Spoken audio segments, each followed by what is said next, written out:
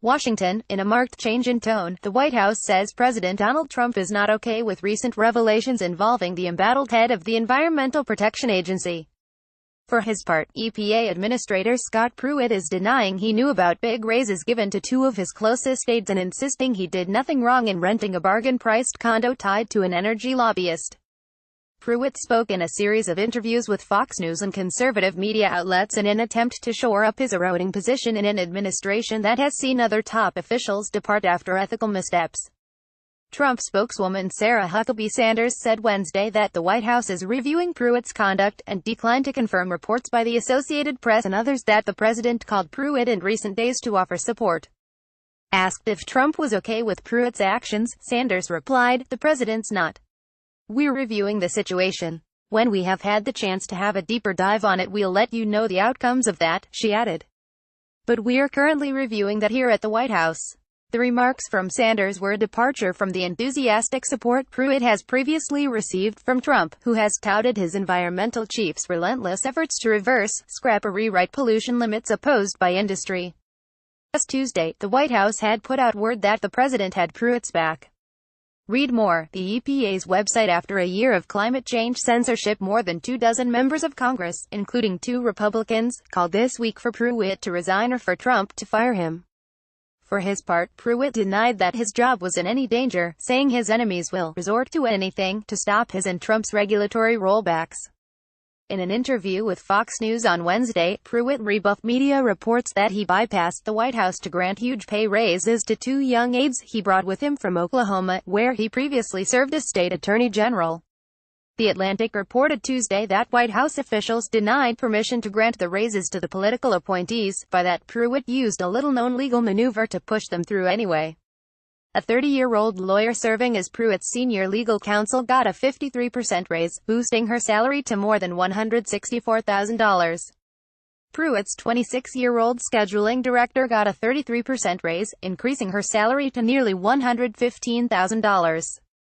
Asked about the issue by Fox correspondent Ed Henry, Pruitt denied approving the pay hikes. "I did not.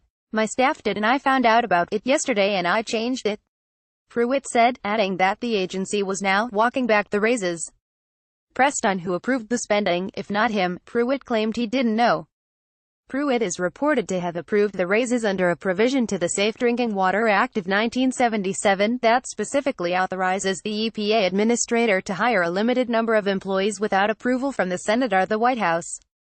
Pruitt spokesman John Wilcox did not respond to questions Wednesday about who at EPA granted the raises, or if Pruitt had delegated his hiring authority under the act to someone else.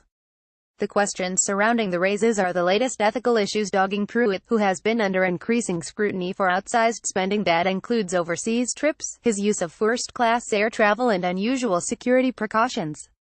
Pruitt is also pushing back against criticism of his decision last year to lease a Capitol Hill condominium co-owned by the wife of prominent Washington lobbyist Stephen Hart, whose firm represents fossil fuel companies. Pruitt paid $50 a night for the unit, totaling $6,100 in payments over the 6-month period he leased the condo, an average of about $1,000 a month.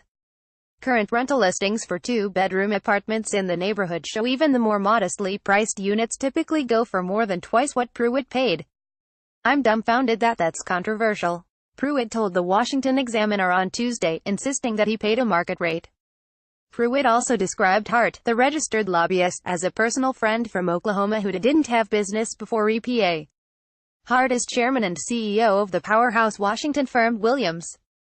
The Associated Press reported last week that while living in the Hart's condo, he met in his EPA office with a lobbyist from Hart's firm and 2 executives from an energy company seeking to scuttle tighter pollution standards for coal-fired power plants. EPA also granted a favorable ruling to a pipeline company represented by Hart's firm. Wilcox, Pruitt's spokesman, did not respond to questions Wednesday about whether Pruitt's schedule or the disclosure reports were in error. Pruitt also appeared to dispute media reports that his college-age daughter stayed in a second bedroom at the condo last summer while she was an intern at the White House. "You know, I was living out of a suitcase for the first 4 or 5 months I was here," Pruitt told the Examiner. "My wife was not here. My children were not here. Pruitt also told the Daily Signal, and publication of the conservative The Heritage Foundation, that he lived alone in the condo while his family remained in Oklahoma. Those statements appeared to contradict a memo released by EPA over the weekend, drafted by an agency ethics lawyer that reviewed Pruitt's lease. The lease authorized use by the administrator and his immediate family, specifically including his spouse and children, and consistent with that provision of the lease, his immediate family did stay there when they were in Washington, D.C., Kevin Minnelly, the EPA lawyer, wrote. Wilcox did not respond to questions about whether Pruitt's daughter stayed at the condo with him. Her LinkedIn profile says she worked at the White House from May through August.